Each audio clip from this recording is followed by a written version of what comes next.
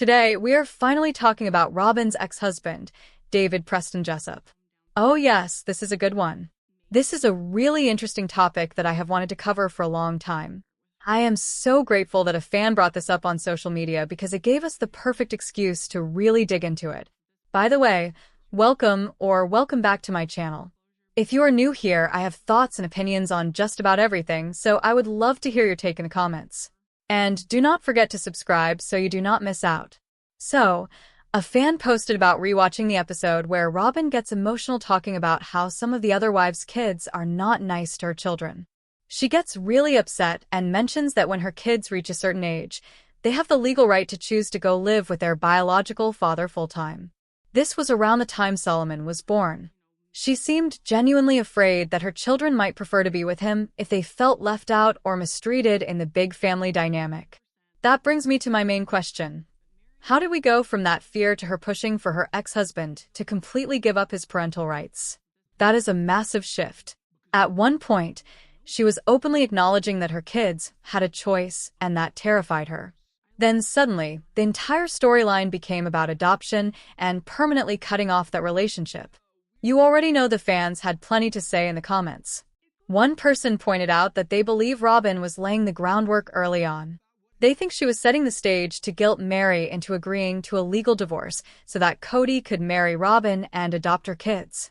Christine even mentioned back in the day that when Robyn first joined the family, she talked a few times about knowing other polygamous families where one wife would step aside legally so the husband could adopt stepchildren. In my personal opinion, I think Robyn had that plan from the very beginning.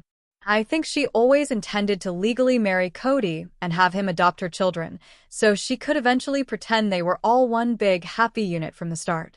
She came into that family with a strategy. She did not want to end up like her mom, stuck in a situation without a legal marriage and only getting limited time with her husband. Speaking of family connections, Kody's nephew has been on podcasts before. I think his name is Benjamin, and honestly, we're going to be hearing a lot more about him soon. Consider this a little teaser. I might have another video coming up about some of the things Benjamin has recently said, and trust me, some of it will make your jaw drop. Anyway, back to the topic. Another commenter brought up how Kody already knew Robyn before she was officially introduced to the family. His brothers were aware of her. But to get her into the family smoothly, it seems like Robyn and Kody worked together to make it appear as if Mary was the one who found her and connected with her. If that was done with that level of intention and manipulation, I have to think that eventually that kind of behavior comes back around. Someone else mentioned that Robyn never truly lived polygamy the way the original 3 wives did. She benefited from everything they built. Kody got comfortable and stopped caring who got hurt as long as Robyn was happy. I agree with that. I think her plan was always about securing her spot, not for warm, fuzzy family reasons, but to lock in assets and financial stability. Her mother was a second wife, and it would not surprise me if there were legal struggles along the way that made Robyn determined to avoid that same situation. Honestly, I think Robyn just goes with whatever narrative serves her best in any given moment. She cried about the kids being able to choose their dad because it made her and her kids look like victims to Kody. It also created this sense of urgency, like the kids could just up and leave the family at any time. Then later, she switches to pushing for adoption so she could become the legal wife. It is all self-serving. I remember wondering back then why she would even mention that the kids could choose to go back to their father if he was really as bad as she claimed. I pointed that out too. Remember when she said he was abusive? That detail never quite added up. Her stories are always shifting. Nothing ever stays consistent. She says things and probably means them in the moment, but then later, when a new version serves her better, the old story disappears. Living with someone like that has to be exhausting. You never know which version of reality you are walking into. It reminds me of having a family member like that. One day you are safe, the next day you are not. You have to agree with whatever version of events they have decided on that day. It is unstable and confusing, especially for kids. And honestly, think about this. How do you make sure your kids never leave you? You legally end their connection to the other parent. Suddenly, they have nowhere else to go. That shifts the focus from the kids' well-being to ensuring their dependency on you. And we still see that dynamic today. She showed her loyalty to Kody because she believes he holds a power over her kids. And in the end, she got what she wanted. The older kids are mostly distant, and she has Kody right by her side. In her mind, that is a win. Someone pointed out that her kids really do not have anywhere to escape to. She has closed off their world so much that it is basically just her and Kody. No outside parent, no real outside siblings to turn to. That isolation explains a lot. I wonder if those kids will ever fully realize what happened, or if they will just accept it as normal. Either way, we see it happening. Do you remember when Robyn said, "Sounds like a confrontation," and Kody responded that it actually was not? That moment said a lot. I think Robyn wanted Kody to adopt her kids and did not care what she had to say to make it happen. And honestly, I think Kody pushed for it more than we realize. They wanted to complete their perfect TV family picture, and they ignored the damage they were doing to the kids in the process. Making her kids call Kody Dad before they were even married was strange. I remember one of the girls said Kody, and Robyn corrected her immediately. They had only been dating a few months. That is just weird. Honestly, I get the sense that Robyn views people as tools to achieve her goals, including her own children. And I suspect a lot of that mindset came from watching her mom. Okay, now before I wrap this up, I have to bring something up. Do we remember the whole situation with the alleged GoFundMe for Robyn's ex-husband? I will admit, I believed it at first. I shared it, and I was wrong for that. But looking back now, I have a really weird feeling about it. When that story came out about him having cancer and needing donations, something did not sit right. I am not buying it anymore. I think Robyn and that same friend who vouched for Mary's catfish situation might have been behind it. Remember how serious that whole thing was? People like that will go to extreme lengths to get what they want. Thousands of dollars were donated. And I am genuinely curious if there is any way to track where that money actually went. I am not trusting some random social media account. I need to see a face. I need to see some ID. With everything coming out these days, trust no one, right? David Preston Jessop basically vanished. No updates, no interviews, nothing.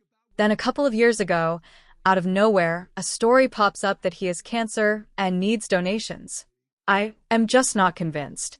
I think Robyn and her friend may have been behind it. I think it could have been a fraudulent GoFundMe, and I think Robyn might have pocketed that money. That is my theory. You heard it here first.